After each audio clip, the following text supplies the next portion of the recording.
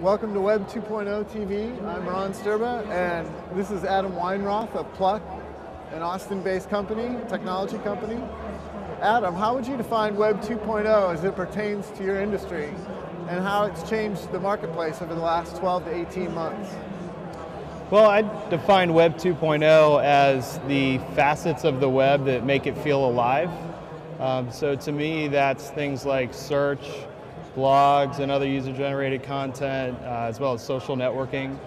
And in terms of how it's changed the market over the past short while here, I'd say it's just made the entire web experience one that's radically more kinetic. And in terms of what we've seen customer-wise, folks are very, very interested in finding new and innovative ways to weave themselves into that fabric. Okay, great. As Web 2.0 and social media capabilities become increasingly pervasive online, what's at stake for brands and marketers? Old school PR firms could buy their way out of PR disasters by securing traditional media and shouting their message from the mountaintops. But with user-generated reviews and blogging, researching at a market crescendo, how do you prepare for and deal with potential online viral PR landscapes? Sure, well, I think that what's at stake for brands and marketers is what's always been at stake, which is reputation. And in terms of being prepared for worst case scenarios, I'd say get a really good sense of the full media diet of your target audience. Assume that everybody's watching and that everyone who's watching has a voice. And also just go into it knowing that the web is moving to a more open model. And so from a PR and marketing perspective, things need to become less of a presentation and more of a conversation. Okay, that's good. Web 2.0 tools are offered in many varieties. They're often easy to set up, low cost, and very low cost or free. What should businesses and marketers consider in their plans to deploy these tools? As the Web 2.0 movement continues to empower users to voice their demands of the marketplace, how do you plan to most cost effectively listen to and meet those changing demands over the next year? Well, I'd say the first thing that you want to do as a marketer is just really know the audience and understand what it is that they're doing online and how what it is that you want to do is going to fit into that. So that's a big piece of it. The other part is mapping this stuff back to your business objectives. So you can't just go into it expecting that you can sprinkle some magic Web 2.0 dust on everything and it'll just kind of take off. It doesn't really work that way. At the end of the day, you've got to set some really clear goals and measure as you would any other marketing program. Good. And then, in terms of what Pluck is doing and what our plan is, we're going to continue to do what we've been doing, which is to take the best of Web 2.0, tie it together into an integrated framework, and then deliver that to our customers in a way that they can customize and implement in a way that's appropriate for their audiences. Okay. Pluck's worked closely with leading digital brands like USA Today, The Washington Post, Better Homes and Gardens on their Web 2.0 and social media strategies. What has your expertise revealed about the interplay between Web 2.0, traditional publishing, and online marketing? I think the main thing it's revealed is that everyone's a publisher. So in terms of community and conversation, you're either going to own it, you're going to participate in it, or you're going to watch it. And so we find that it's best to make some explicit decisions about what role you're going to play and where, and then build your plans around that. In terms of the interplay, I think that marketers have started to learn quite a bit from media in terms of how to manage community and how to manage content.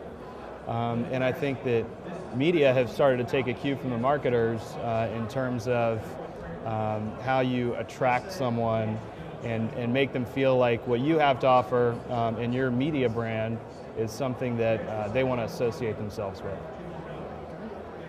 In 2006, total advertising expenditures in the US reached around $150 billion. And of that, online ad spending totaled nearly $17 billion. The internet is now a solid and proven advertising marketplace. But how does that affect the ROI of online advertising as it stacks up to traditional media campaigns? And when, if ever, will we see online marketing dollars exceed those spent on traditional media? Well, so far, I have yet to see any definitive figures on click-through rates for TV spots and radio spots and print ads. So in terms of comparing ROI between offline and online, apples to apples, that's just going to be a tough thing to do. And the web is really just intrinsically a more measurable medium.